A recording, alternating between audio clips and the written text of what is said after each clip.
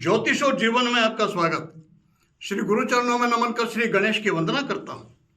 हमारी सनातन संस्कृति में हमारे मनीषियों ने जिन रहस्यों पर प्रकृति के रहस्यों को समझा, उन्हें दैनिक जो हमारे प्रतिदिन के वार त्योहार, उनमें इस तरह गूंथा कि सहजता से हम उनका लाभ उठा सकें। तिथियां कई विशिष्ट स्वरूप रखती हैं, उनके नाम ही उनकी विशिष्टता को प्रकट करते हैं। हम थोड़ा सा ध्यान दें तो एक तिथि आती है वर्ष में, बड़ा महत्व है उसका, और विशेष करके विवाह योग, उसमें तो उसका अबूझ सावा माना जाता है।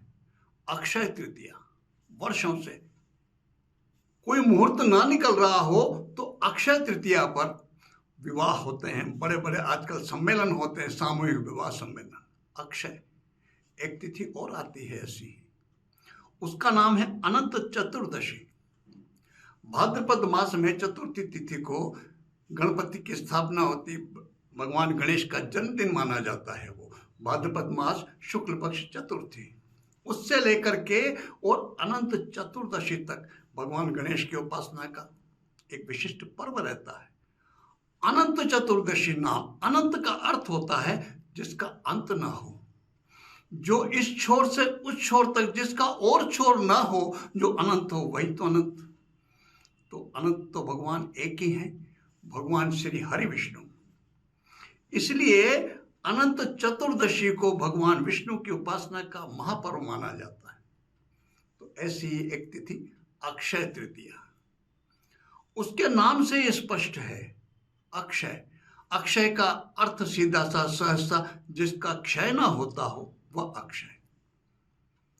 प्राय बातचीत की भाषा में आपस में आपने एक बात सुनी होगी, चर्चा करते हैं, बोलते सुना होगा लोगों को। और ये बात वो लोग बोलते हैं, ऐसी बात जिन्हें वास्तविकता का पता नहीं। क्या बोलते हैं? इन पंडितों की मनमर्जी, इन्होंने भी बड़ी धांधली मचा रखी है। ये जब मर्जी पढ़ते हैं किसी तिथि को घटा देते हैं, और जब मर्जी पढ़ते किसी तिथि को बढ़ा देते हैं। ये बात सही नहीं है। पंडितों का कोई दोष ही नहीं, व्यर्थ ही बदनाम करते हैं उनको। तिथि का घटना बढ़ना, तिथि को घटाना बढ़ाना, ये पंडितों के हाथ में नहीं है। सूर्य और चंद्र की सांपातिक दूरी, वह तिथि। भगवान सूर्य की जो स्थिरता, पृथ्वी उनके चक्कर काटती है, सूर्य देव के, चंद्रमा उस पृथ्वी के चक्कर काटता है। तिथि का निर्धारण तो उसी आधार पर होता है। इसमें पंडितों का दोष ही क्या है? बिल्कुल नहीं। तो अक्षय तृतीया नाम से ही पता चल रहा है। अक्षय तृतीया की कई कहानियां, उसकी महत्ता के, उस पर चर्चा नहीं करूंगा। आज हम बात इस पर करेंगे कि हम इसका लाभ कैसे ले सकते हैं, क्या है इसकी विशिष्टता, और क्या किया जाए कि ये जनसामान्य के लिए लाभदायक हो जाए। और तकनीकी वो जानकारी तो होनी ही चाहिए। जब कोई व्यक्ति ऐसी भ्रमपूर्ण बात करे, जो हमारा जो सनातन आधार है, जो वैज्ञानिक आधार है, उसको नुकसान पहुंचाने जैसी बात करे, तो हम काउंटर तो कर सकें। अगर हमें ज्ञान ज्ञात नहीं, हमें जानकारी नहीं तकनीक की, तो हम काउंटर करेंगे कैसे? तो सबसे पहले एक बात जान लीजिए आप। वर्ष में, हमारे वर्ष में जो वर्ष विक्रम संवत प्रारंभ होता है चैत्र शुक्ल पक्ष की प्रतिपदा से, उस पूरे वर्ष में 12 महीने, और 12 महीने में 2 पक्ष होते हैं। प्रत्येक पक्ष में 15 तिथियां होती है। प्रतिपदा एकम से लेकर के पूर्णिमा तक। शुक्ल पक्ष में जो 15वां दिन है वो पूर्णिमा कहा जाता है, और कृष्ण पक्ष में जो 15वां दिन है उसको अमावस्या कहते हैं। लेकिन 14 तिथियां तो वो प्रतिपदा से लेकर चतुर्दशी तक, उनका यही नाम होता है। तो 15 दिन और 15 दिन ऐसे एक माह पूर्ण होता है। पूरे वर्ष में जितनी तिथियां हैं, किसी वर्ष में कोई तिथि का घटना और बढ़ना किसी भी और महीने में वो संभव होता ही रहता है, और वर्षों से, सदियों से होता आया है। लेकिन ये जो मास है वैशाख मास, और वैशाख मास में शुक्ल पक्ष, और शुक्ल पक्ष की तृतीया तिथि जिसे हम अक्षय तृतीया कहते हैं, उस तिथि का आज तक क्षय नहीं हुआ। वो तिथि आज तक क्षय हुई ही नहीं। बाकी जितने चैत्र से लेकर के मास हमारे 12 महीने, उनमें दोनों पक्षों की प्रत्येक तिथियां इस वैशाख शुक्ला तृतीया को छोड़ करके जितनी भी शेष तृतीयां हैं वो घटती बढ़ती, वो क्षय होती रहती। वृद्धि की तो अलग बात, लेकिन ये क्षय होती रहती हैं। एकमात्र तिथि है वैशाख शुक्ला तृतीया, कभी क्षय हुई ही नहीं आज तक। इसीलिए इस तिथि का नाम अक्षय तृतीया है। जब इसमें इतनी महत्ता है तो एक स्वाभाविक सी बात, उसके अंदर एक गुण समाहित है, और वो क्या? इस तिथि को जो भी कार्य किया जाता है वह भी अक्षय होता है, अक्षय फलदायी होता है। उसके जो परिणाम मिलते हैं वह भी अक्षय होते हैं, कभी वह भी नष्ट नहीं होते। जो भी कार्य इस तिथि को किया जाता है वह भी अक्षय होता है, वह भी कभी नष्ट नहीं होता। यह एक प्रधान इस तिथि का गुण है। फिर क्या किया जाए? क्या ऐसा किया जाए कर्म जिसका अक्षय रहना हमारे लिए, प्रत्येक के लिए, सबके लिए शुभ फलदायी होता है, रहेगा, होगा? वो क्या है? सामान्य से आज के समय में अर्थ प्रधान युग के कार्य प्रधान किसी कार्य की बात की जा सकती है, किसी कार्य के प्रारंभ की बात की जा सकती है। जो कार्य, शुभ कार्य, किसी भी तरह का व्यापार आदि कोई भी कर्म हो, उसकी स्थापना, उसका प्रारंभ इस तिथि से होगा तो वह अक्षय रहेगा, वह नष्ट नहीं होगा, सामान्य सा सॉरी। लेकिन देखा जाए तो सर्वाधिक जो काम आ सकता है इस जीवन में भी और उस जीवन में, वह होता है धर्म कार्य, आध्यात्मिक कार्य, पूजा उपासना, कोई भी शुभ कार्य। ये यदि किए जाएं तो वह भी अक्षय फलदायी होते हैं। अब हमारी खुद की आवश्यकता क्या है, हमारी महत्ता क्या है, उपयोगिता किस चीज़ की है वर्तमान में, उसको ध्यान रख करके हम करें। लेकिन प्रधानता दें, हम वो भी करें, सांसारिक कर्म दिन भर है उसके लिए, लेकिन प्रारंभ में या शाम को कैसे भी कोई न कोई कार्य हमें, हमारी इष्ट उपासना जिसमें भी हमारी श्रद्धा हो, उनका नाम स्मरण अवश्य करना चाहिए। जैसा हमसे बन सके, जितना भी, जो भी सामर्थ्य हो, उसके अनुरूप दान पुण्य वह भी अवश्य करना चाहिए। अक्षय तृतीया का यदि हमें लाभ उठाना है, ये अवश्य करना चाहिए। अब बात करते हैं, ये जो बात है तिथियों के घटने बढ़ने की, जन सामान्य को जानकारी होनी चाहिए। जो विद्वान जन है विषयों के, ज्योतिष आदि, ज्योतिष के, तकनीकी विभाग के, और जिनको भी ज्योतिष के लिए थोड़ी जानकारी उनको तो होती ही है, फिर भी जन सामान्य को प्राय नहीं। इसलिए वो स्वयं भी ये बोलते हैं, या पंडितों की मनमर्जी घटाते बढ़ाते रहते हैं तिथियों को। तो क्या है तिथियों के घटने बढ़ने का तकनीकी कारण, थोड़ा उसको भी समझ लेते हैं।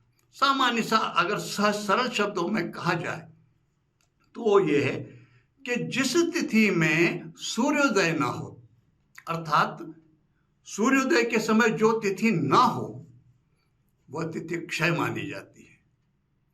और जिस तिथि में 2 बार सूर्योदय हो जाए, वह तिथि वृद्धि मानी जाती है, स्वाभाविक से। यह जो पक्ष है विक्रम संवत 2081 का वैशाख मास का शुक्ल पक्ष, जो 9 मई 2024 को प्रारंभ होकर के और 23 मई 2024 को पूर्ण होने वाला ये जो शुक्ल पक्ष है, ये बड़ा विशिष्ट। कारण इसमें तिथि के क्षय होने का और तिथि की वृद्धि का दोनों ही प्रमाण, दोनों ही उदाहरण इस पक्ष में हैं। अक्षय तृतीया तो इसमें है ही। तो कैसे, आप एक उदाहरण थोड़ा ध्यान से सुन लीजिए, बहुत सहजता से, सरलता से समझाने का प्रयास कर रहा हूं। एक बार में समझ में आया, दूसरी बार सुन लीजिए तो आपको तिथियों के घटने का बढ़ने की ये बात विज्ञान बहुत आसानी से समझ में आ जाएगा। कैसे? वो 9 मई 2024 को गुरुवार है और उस दिन प्रातःकाल 5:35 पर सूर्योदय, 9 मई 2024 गुरुवार को प्रातःकाल 5:35 पर सूर्योदय होता है। और प्रतिपदा तिथि कब तक है? वो है 6:24 तक। अर्थात प्रतिपदा तिथि में सूर्योदय हुआ तो उस दिन तिथि क्या मानी जाएगी? प्रतिपदा, यानी एकम। गुरुवार को एकम है, लेकिन वो एकम कब तक रही? 6:24 तक केवल। और उसके बाद क्या लग गई? द्वितीया तिथि। और उसी दिन 9 मई 2024 को ही, गुरुवार को ही, रात्रि में 4:21 तक ही द्वितीया रही और उसके बाद तृतीया लग गई। शुक्रवार को दूसरे दिन, उस दिन जब सूर्योदय हुआ तो वो काय में हुआ? तृतीया तिथि में। अर्थात 10 मई को शुक्रवार को सूर्योदय हो जाते हैं। सूर्योदय कब हुआ? 5:35 पर, और द्वितीया समाप्त हो चुकी थी 4:21 पर ही। अर्थात द्वितीया में सूर्योदय हुआ ही नहीं। शुक्रवार 10 मई को तो सूर्योदय कौन सी तिथि में हुआ? तृतीया में। तो अर्थात 9 मई को सूर्योदय एकम में हुआ था, प्रतिपदा तिथि में, और दूसरे दिन शुक्रवार 10 मई को सूर्योदय से पूर्व ही तृतीया लग गई। इसलिए यह द्वितीया तिथि क्षय मानी गई। अब वृद्धि कैसे होती? इसमें सूर्योदय नहीं हुआ। 9 मई को सूर्योदय प्रतिपदा में हुआ था और 10 मई को सूर्योदय तृतीया तिथि में हुआ। इसी बीच में द्वितीया तिथि लग करके समाप्त हो गई। सूर्योदय नहीं हुआ द्वितीया में, तो द्वितीया तिथि क्षय मानी गई। अब वृद्धि की बात, वृद्धि कैसे होती थोड़ा उसे समझ लेते। 14 मई 2024 रात्रि में 4:23 से अष्टमी तिथि लगती है। 14 मई को थोड़ा ध्यान से सुन लीजिए। 14 मई मंगलवार है। उस दिन रात्रि में 4:23 से अष्टमी तिथि लग गई। तो 15 मई को बुधवार को जब सूर्योदय होगा 5:32 पर, तो वो अष्टमी तिथि में ही हुआ। अष्टमी तिथि में ही होगा, क्योंकि वो रात्रि में सूर्योदय तो 5:32 पर हुआ है और अष्टमी तिथि तो 4:23 पर ही लग गई। दूसरे दिन 16 मई गुरुवार को भी सूर्योदय कब होता है? 5:31 पर। कब उदय कब है? सूर्योदय 5:31 पर। लेकिन अष्टमी तिथि कब तक है? वो है 6:26 तक। सूर्योदय कब हो गया? 5:31 पर। अर्थात बुधवार का सूर्योदय भी अष्टमी तिथि में हुआ और दूसरे दिन गुरुवार 16 मई का सूर्योदय वह भी अष्टमी तिथि में हुआ। तो यह अष्टमी तिथि वृद्धि हो गई। इस पक्ष में अष्टमी 2 हो गई। इसको तिथि वृद्धि कहते हैं। यह सामान्य सी जानकारी। अब यह तभी संभव है, हमें चाहिए, मेरा निवेदन है, बाकी ध्यान तो आपको देना, करना तो आपको, प्रत्येक सनातनी को, प्रत्येक हिंदू को चाहिए कि नववर्ष जो चाहे जिसमें सहजता से एक पंचांग अवश्य खरीदना चाहिए और जब भी समय मिले उसे जरूर पलट करके देखता रहना चाहिए। तो जब स्वयं देखेंगे तो इस तरह की तकनीकी बातों की जानकारी स्वतः हो जाएगी।